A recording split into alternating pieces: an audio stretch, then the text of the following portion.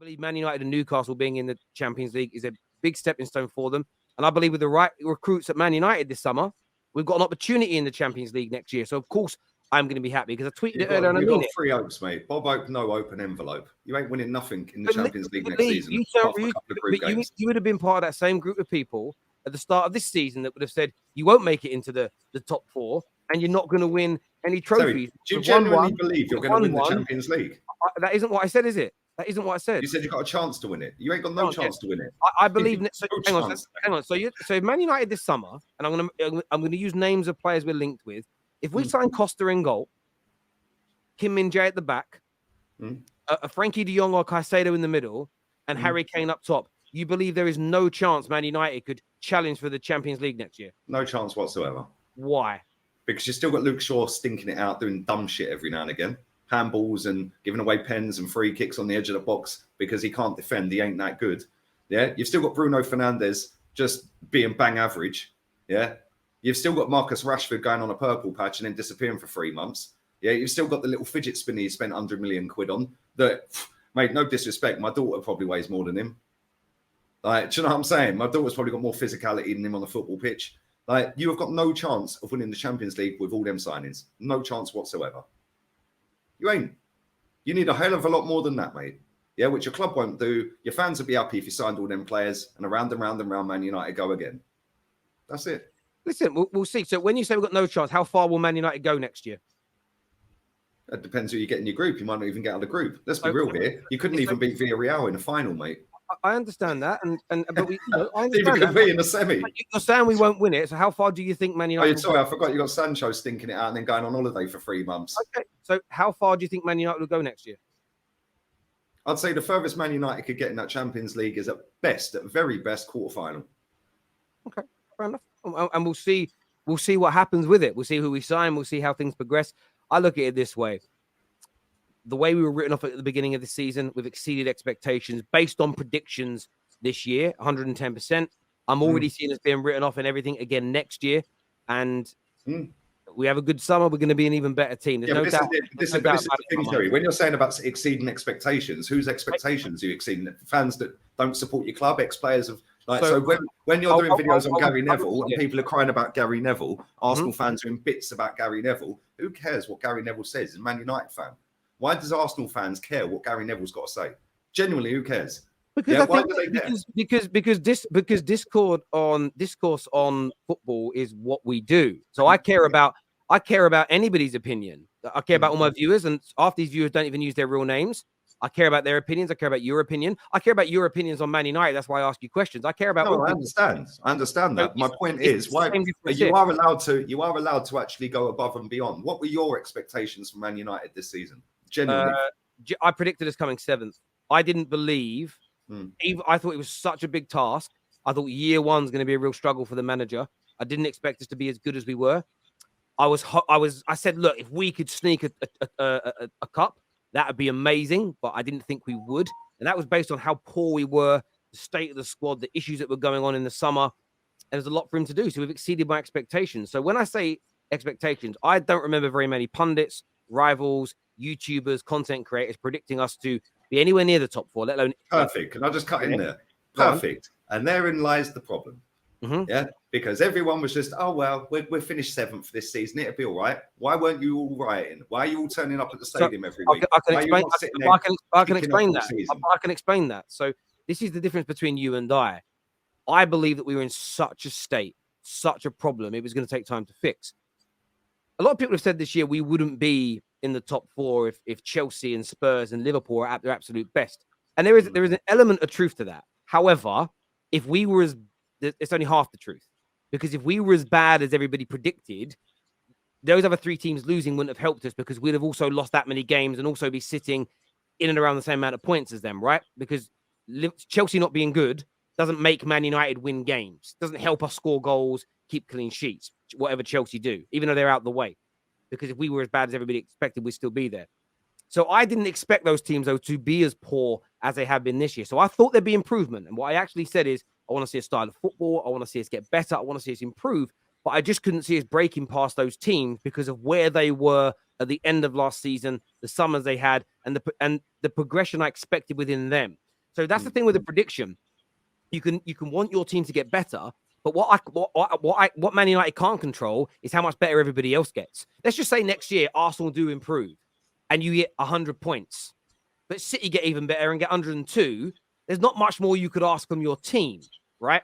So that's why that is. So I get what your point is. No, that's great. But then how many points in January when we came back from the World Cup, right? And we started getting back into Premier League football on Boxing Day in January, when the transfer window opened, how many points off the top were you?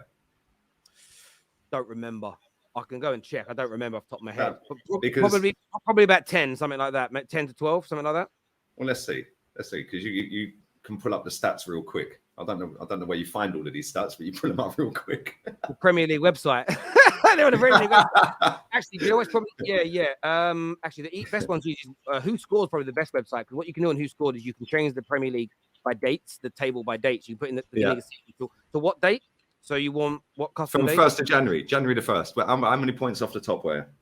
Hang on, let's go and have a little look on Jan the 1st. So off the top, we were 11 points off the top. Okay, and where were you in the league? We were 4th. Okay, so when you were sat 4th, 11 points off the top, did your expectations stay at 7th, or did they raise? No, because we were a better team by then than I expected. So I looked at it as I think we can make it into the top 4. By then, I think we would have been in the final by then. I expected us to go on and win the Carabao Cup, and we had Barca we hadn't played Barca yet. We were coming up. I don't think he was in the final then. I don't think he was. I think there was still another round, maybe. Maybe. I don't quite remember. There's so much football this year. I don't quite remember it all. But I expected, but even when we're in the semis, I expected us to go on and win the Carabao Cup. So, of course, my expectations in terms of the situation we were in had changed. But we were already at that point exceeding what a lot of people believed in the summer, yes. Okay. So at that point, when all the Man United fans and all the pundits and everybody else were all saying 6th, 7th, etc., and you were currently sat 4th, did you not think as a fan base that you should have been on the Glazers to go and spend another couple of 100 million and maybe push you on and catch Man City or Arsenal who were top? Absolutely. So why didn't anyone do it then?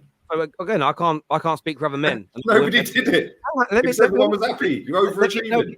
Let me answer your questions for a minute. So we're talking about me and you. We're having an intellectual debate here. So I can talk about what I said. I was fuming at the Glazers because if they hadn't have wasted so much money on previous projects, we were absolutely, there's almost zero money left for transfers in that window. If we will run better over you only like looking at the here and now, but you have to sometimes look back. So when people use weird excuses like, I don't care what my club spends, it's not my money, it's honestly the dumbest logic in football. Because if you hemorrhage money, at some point you run out in the future. You know, we've all got our own budgets at home. If you just spend money willy-nilly, eventually you run out and you don't have money for things you need.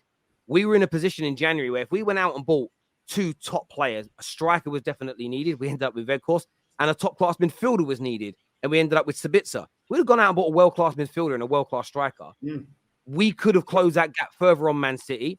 We could have definitely gone a little bit further, maybe even gone on to win the Europa League. But so, yeah, there were Man United fans. There were 2 or 3 protests around that time. Well, they weren't then because you ended up with Weghorst and Sabitzer. That went well, didn't it? But we know the process don't. But hang on, mate. But listen, we know the process don't work. So I've been calling them out for years. Protests have no impact. Pulling money away works. That's what I've done. So I can only be held accountable. I understand that. Lee, I can only be held accountable. Protest, but hold on, Terry. People are saying protests happen at the stadium, and then they'll walk straight in the stadium to watch the game. And I agree with that. We haven't got to debate Lee. You're happy. They're all happy. Lee, me and you don't need to debate that because we agree on it. So let's push that aside. We agree with each other on that. No, I understand. No, I get that. But there's loads of people in your chat saying, "Oh, but we were protesting." Yeah, then walking in the ground. Exactly. So let's put that aside because me and you agree on that. What we're focusing on is what me and you said, did, think, believe. And for me, that's why I focus on them. I've done everything in my power tangible to get rid of the Glazers, but I'm one man. And not enough Man United fans have had the stomach to walk away from the club and pull their money. They'd have gone 10 years ago. How do we know that? They're looking to sell now because the liquid cash has dried up and they think they can capitalize and maximize the sale. So, look, it's one of those situations. And that's why I said it, and I caveated right at the start, half an hour ago, when I said, for us to challenge City, the Glazers have got to go. If they don't, my belief that there's a much lower ceiling on this team than what we're creating. And if they go, especially if we get the Qataris, we will spend and we will invest and we'll bring the right people in to run the club to catch up and challenge City. Doing it is another question. And a big elephant in the room on this conversation is they have the best manager in the world, and they have a manager who is on course to become the greatest of all time. And that's me saying that as a Man United fan. If he keeps winning like this for another 20 years, he'll surpass everybody before him. So that's another massive obstacle as well, which is a conversation. Yeah, that's a huge problem. But at the same time, Terry, it's not like you're some tin pot little football club. Yeah, you've outspent pretty much most clubs on the planet for the last 20 years. Yeah, in the wrong direction. But be real with it. Yeah, you're spending stupid amounts of money on giving David De Gea a new contract. Why? Because it's cheaper to keep him. And this comes back to what I was saying about people. Let me finish now. Let me finish. Lee, I understand where you're coming from, but you're going back over old ground. We've stated. I'm not going over anything. She didn't know what I was going to say unless you can predict the future. And if you can, I'll have the lottery numbers. But your point about De Gea again is right. And I've said I understand where you're coming from. But the reason we're doing that is because the Glazers are still here. But we've just had a 10-minute discussion about them. We don't need to go over it again. I agree with you on that point. No problem. I couldn't give a shit about Man United because they ain't my football club. But what you're doing is, though, you're missing my overarching point when it comes to Man United. Everything I've said is precursored with if we get new owners. So let's not go on about what the Glazers will and won't do, because that's irrelevant to the point. Because you're right. Terry, it's got nothing to do with the... You're saying you can't progress under that ownership. No. Yeah? Well, Fergie was winning you trophies under that ownership, mate. Titles under that ownership. You know what? Hold on. Fergie was winning you multiple titles under that ownership. So go and find a manager that can do the same then. It's not about the manager. Oh, so if you took Fergie out when he was winning them titles and put Ten Hag in, like this version of Ten Hag now, you're telling me he still would have dominated then and won the leagues? So let me tell you why it's not. Yes or no? Answer the question. I'm going to answer the question. So the reason why without Fergie was obviously one of the greatest managers of his generation, did a great job. But Fergie it was a combination of two things you don't get now. He was the coach of the team, the head coach, but he was also the guy that run the football club along with David Gill.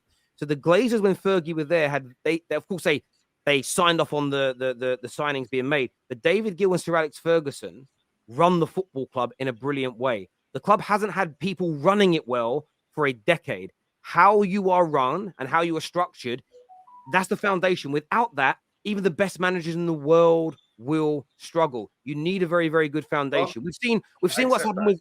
So that's my point. So I accept that. You still signed world-class Casemiro. Yeah, you signed him for 60 mil. Yes. Right? Let's not forget that under Fergie, by the way, and David Gill, these special two people. Yeah, you signed Bebe. Yeah, you were signing players like Bebe at your football club, mate. Yeah, like, let's not just dress this up. We could look. You know all the players you've signed that are dross, mate. Yeah. There's a whole list of them. So let's not pretend that they were they had magic beans and they just spread their magic beans. All these top players turned up because it weren't like that. You signed a lot of crap under them, mate. Of course we did. Right? But my point is, under this ownership, you can still compete with Man City. We can. You just need to go and get a manager that can do it. And that manager is not Ten Hag. And it's not just that manager. You're not looking at who runs the club as well. And your own point has been debunked. Because it's the people running the club now that, like you just said, they want to keep De Gea because it's cheaper. That's the people running the club. So you've debunked your own point. Why doesn't Ten Hag call that out then? Because he wants to manage Man United. Now that's a fair point. Well, okay, so perfect. Stop right there. Let me speak. Lee, that isn't what we're talking about. Or not? No, Lee. No. Okay, I'll go and get my ashtray and I'll have a sit. I'll be back in 1 second, mate. Lee, but that isn't what you said. 1 minute you're saying it's only about the manager. The next minute you're saying, but the club are cutting corners to save money. Now, if you want to say that Ten Hag's a yes man for not calling them out, that's a different conversation. But 1 minute Ten Hag's a problem. The next minute it's who's running the club. And for me, it's that. In terms of Terry, bro, just in terms Terry, of you've just answered a question, yeah, right, that I asked, and then you won't let me follow up on that, right, on your answer. Ten Hag is not the manager to win you a title. And if you agree with that, yeah, or nay, I don't really care, to be fair. Okay. But Ten Hag is not the manager to win you a title. Right. If you think so too, then you shouldn't even want him here at Man United. You shouldn't want him here, right? If you think he is the man to win you a title, then cool, fully back it. But this is the same guy that you've just sat there and said to me, he won't call out the owners who are paying him because he wants to manage Man United. So you're telling me that if you don't agree, if you agree and think he won't ever win Man United a title, he's only there to boost his own ego. That is what you were telling me. To boost his own ego to manage Man United. Because he is doing their work via the media, the club narrative of cost cutting and saving money. Go and get a manager. Look at, what was his name? Ragnick called out your whole football club. He was going to be the director of football. What did he do? Got sacked. Why? Because he told the truth, which is why all of these losers that have infested football, whether it be in the fan bases, whether it be coaches, whether it be footballers, or whether it be board members that have all infested football, they're only there for their own ego and their own personal achievement. They couldn't care less. Do you think Ten Hag cares about Man United? Of course he don't. He's only there for his ego, mate. Yeah, which is why he's not going to sit in a press conference and call out David De Gea, and he's not going to strip Harry Maguire of the captain's armband. He's just going to take it off him and give it to Bruno and sit him on the bench. He should have been calling Harry Maguire out the day he got there. Not my captain. He ain't my captain. This guy is. Instead, he is another club puppet for the Glazers. But because he's got a trophy this season, congratulations, that's the aim. He's won you a trophy. Everyone's now going to fall into this. But when you actually deep it and look at some of the crap he's come out with this season, he's saying Thursday is a final. Big Man United going from 4th to 4th. Wow. So if you don't think that guy can win you a title, you should all want him out. So a couple of things on your points there. I really want to I'm not even attacking your points. I want to understand your logic. So firstly, he has called out the club. He said very recently in a press conference that we need to spend. We're Man United. We're one of the biggest clubs in the world. We need to invest. This team needs to improve. We need to buy better players in the summer. So he has said that. He hasn't said it in an abrupt, abrasive way, but he has called out and said the club needs to spend. So he's done exactly what you've asked for.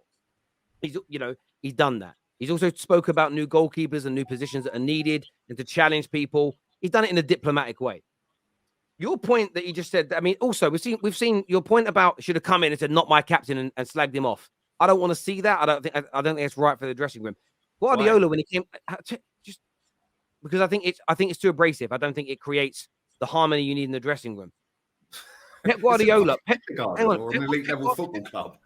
Guardiola came into Man City and wasn't publicly slagging off Joe Hart, but got rid of him because he knew he wasn't good enough.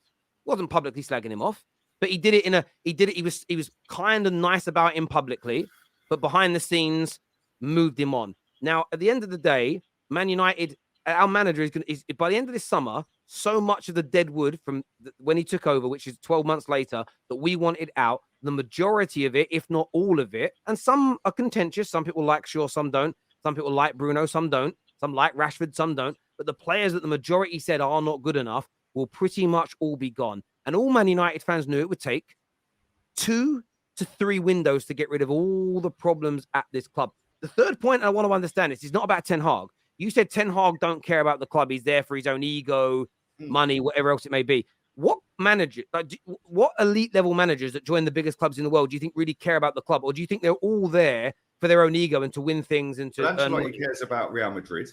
Pep Guardiola cares about Man City. There's 2 straight away. Simeone cares about Atletico Madrid. There's 3. Allegri cares about Juve. There's 4. You named it. So you asked me a question. You ain't letting me finish. No, I am letting you answer. So you can name names, but what is it that they're doing that you don't think Ten Hag has done at their, like, what is Ten Hag not doing that they did that proves he loves the club? Well, Simeone called out the ownership of his club the other month in the January window, but talking about I don't want João Felix to be leaving the football club. I don't want him gone. I can't believe the club are letting him go. Then there was a whole hoo-ha over whether he's keeping his job or whether he's resigning. Okay. Yeah, and then it came out that he was resigning, and now apparently he's staying. Yeah, why? Okay. Is João Felix coming back then? Yeah, okay. So there's one of the biggest managers, the highest paid manager in world football, calling out the ownership of his football club. Okay, so I understand that. But Ten Hag just two weeks ago said about the club needs to spend, we need to invest more, we need more money because this is Man United and we've got to get back. Shaw's got a new contract after being part of your biggest embarrassing time in your history. But he rates him. So he rates him and likes him. So you need to have the manager, mate. So you don't think he's good enough because he likes him. So in terms of Pep, what actions has Pep done at City that you don't ever see Ten Hag doing in terms of proving he loves the club and isn't there for money or fame or to improve his CV? Pep Guardiola could have walked when the 115 charges left. Instead, he sat there, backed his football club, and I think they've lost 1 game since, 25 games later. Yeah, not only that, in January, he got rid of arguably the best fullback in world football and said, get out. Got rid of Cancelo in January. Would Man United have got rid of their biggest player or one of their best players in that position in the world? Would they have got rid of that player in January? Probably not. You got rid of Ronaldo, but that's only because he slagged you off on TV. We got rid of the most famous. Yeah, because he slagged you off on TV. Cancelo didn't slag Pep off in any interview or the club. So because Ten Hag's not been met with the position yet, where our clubs had 115 allegations against them. What else is it these managers are doing that you think proves they love their club and they're not there for money versus Ten Hag? Winning consistently, dropping players that don't need to be at the football club. So, Terry, if you look at the players that Simeone's got rid of, if you look at the players he's got rid of over the years, then go and have a look at the players Real Madrid have got rid of under Ancelotti. Just go and have a look at the player. He got rid of Mesut Ozil. Yeah, he got rid of Di Maria. Yeah, got rid of Martin Odegaard. Yeah, your manager's signing up crap. He's still signing up David De Gea and Luke Shaw. Mate, I've just said it 3 times on this show. Luke Shaw has had 1 good season in 10. Why has he been signed up to a new deal on more money? The manager He's failed for a decade. The manager believes in him. Well, there you go. Which brings me back to what I said. The manager will never win you a title. We'll see what happens with it. But your point then about those managers get rid of players that aren't good enough. Our manager got rid of loads of players in the summer that weren't good enough, and he's going to get rid of a lot more this year. So he's done that exact same thing. He's done the exact same thing you're talking about. He got rid of Joe Hart instantly. He was England #1 goalkeeper. Got rid of him instantly. Yeah, David De Gea is getting rewarded for years of failure with a new contract on probably about the same money, if not more. Because he had the ability to go and sign a new goalkeeper straight away because the money was there. So do you, because you're Man United. But there isn't enough. 370 grand a week by getting rid of David De Gea. I'm very sorry. I'm very sorry. Are you missing it? But we had this conversation a few months ago, and you held your hands up and said, "I didn't realize the financial situation at your club. There wasn't the money in the summer to buy the players we did, and get a brand new world-class goalkeeper." This summer, though, isn't there, Terry? Is there money this summer? That's because you've had a year of new income coming into your business. No, fantastic. So why are you giving David De Gea a new contract then? I've already explained that. I don't need to go over that again. It's already been explained. On less money, because of the same reason that you said, the ownership ain't very good. So the club has to protect itself because we don't have owners like City have got. So then that's where we go round in circles. I'm not stating, by the way, that my manager's as good as Pep. I'm not stating our new owners are going to be as good as Man City. The problem you've got here is you haven't given me, in my opinion, a tangible reason as to why Ten Hag's only at Man United for his ego, and yet those other managers love their football clubs intrinsically. Sorry, have you ever heard, Ancelotti, Simeone, Pep Guardiola sitting there saying, "Oh yeah, on Thursday we've got a final, and it's going from 4th to 4th." Have you ever heard them say that? Yeah, because they're there to win. They're there to make the club great. They're there to do the best they can and make that club an elite force. Your manager sat there, walked in and said, "Harry Maguire's a fantastic footballer and he's going to stay the captain." What the fuck is that all about? But you're saying, "Oh yeah, but I don't think it'd be great to see him around." Hang on a minute, though. Hang on a minute. What does this say here? He did say final.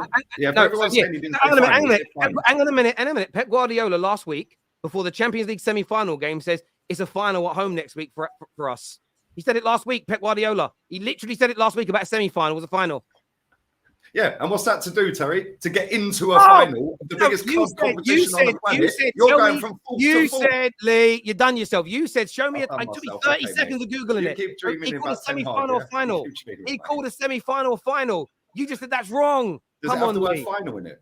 He said it's a final. Does it have the word final in it? Oh, because it says semi-final. It says semi-final. It's a semi-final. It has the word final in it, Terry. Yeah? Your manager's saying the third loser in the league. Third loser in the league is a final. That told you all you need to know about Ten Hag, mate. Oh, wow. It has the word final in it, Terry. Semi-final. So it's half a final. Hang on. I've got you now. Because do you know what Thursday is? It's our second. Hang on. Thursday's the competition you're going to be playing in next season when you're done to the Champions League. Whoa. Do you know what Thursday night is? It's our second to final game at home. Way!